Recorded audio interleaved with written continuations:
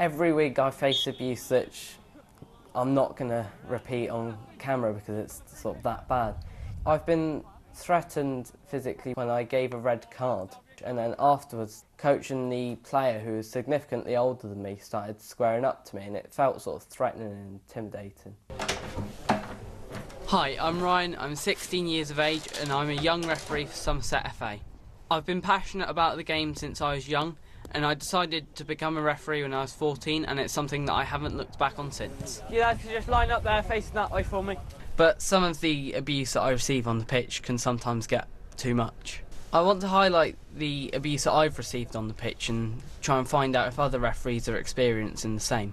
I get sworn at by any parents of the children that are on the pitch, which is just wrong in itself. It makes you feel like really vulnerable. You feel like you're alone, no one's there to help you.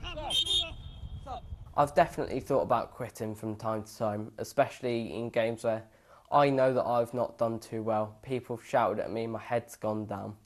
It sort of makes me question whether I actually want to referee ever again. The abuse has affected my mental health in quite a bad way, because it sort of makes you question everything, like, am I right for this? Am I making the right decisions? Am I a bad person for the decisions that I make? Alright, son, let's have a chat. Alright.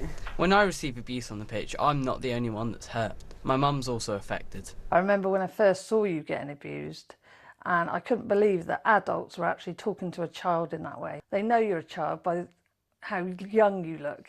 I think you're very brave. I wouldn't take that kind of abuse from people, but you just take it and you're so calm about it. I couldn't do it. Well done. According to the Referee Association, which supports over 2,000 child referees in England, all young referees will experience verbal abuse. So I got in contact with Lucas, who's 15. It was about a couple of months back now, maybe like 3 or 4, but I was reffing a under-10s game, and there was these two managers which kept on shouting over, like trying to tell me that my decisions were wrong, but so then I went over to them at half time to tell them like just to stop interfering with it, and then the assistant manager came up and he was getting like quite quiet in my face, and like the other manager had to like pull him away to say just leave it. I was very intimidated, and I just wanted to end the game there because I just didn't want to carry on. If it was done anywhere else, it would be considered really wrong, but they think it's alright because it's a game of football.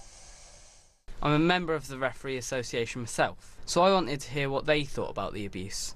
We cannot have children being abused every week in this country. It's unacceptable.